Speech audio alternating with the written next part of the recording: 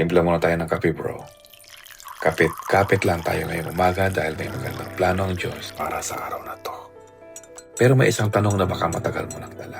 Kapag paulit-ulit kang nare-reject, nararamdaman mo rin bang parang pati Diyos, nire-reject ka na rin? Mahirap ang rejection. Lalo na kapag binigay mo naman yung best mo, nag-apply ka, hindi ka natanggap. Nag-open up ka, hindi ka pinili. Nagmahal ka, pero hindi ka minahal pabalik. At minsan doon pumapasok yung thought, baka hindi talaga ako enough.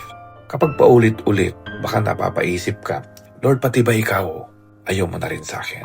Bro, magkaiba ang rejection ng tao at love ng Diyos. Romans 8 tells us that nothing can separate us from the love of God in Christ Jesus. Nothing. Hindi rejection, hindi failure, hindi yung taong hindi pumili sa'yo. Hindi mababawasan ang pagmamahal ng Diyos dahil may taong hindi nakita ang worth mo. And remember this, rejection can tell you that something didn't work out. But it cannot tell you that you are worthless. Minsan kasi ginagawa nating identity yung rejection. Hindi ako natanggap, hindi ako magaling, hindi ako pinili, hindi ako laughable. Iniwan ako, kaya hindi siguro ako deserving mahalin. Pero hindi yun ang sinasabi ng Diyos tungkol sa iyo.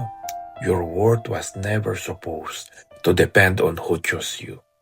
Bago ka pa piliin ng isang tao, minahal ka na ng Diyos. At kung may rejection na hanggang ngayon masakit pa rin, hindi mo kailangang magpanggap na okay ka na. Dalhin mo kay God, sabihin mo, Lord, masakit. Hindi ko maintindihan, pero ayokong isipin na iniwan mo rin ako. At baka yun ang kapit na kailangan mo today.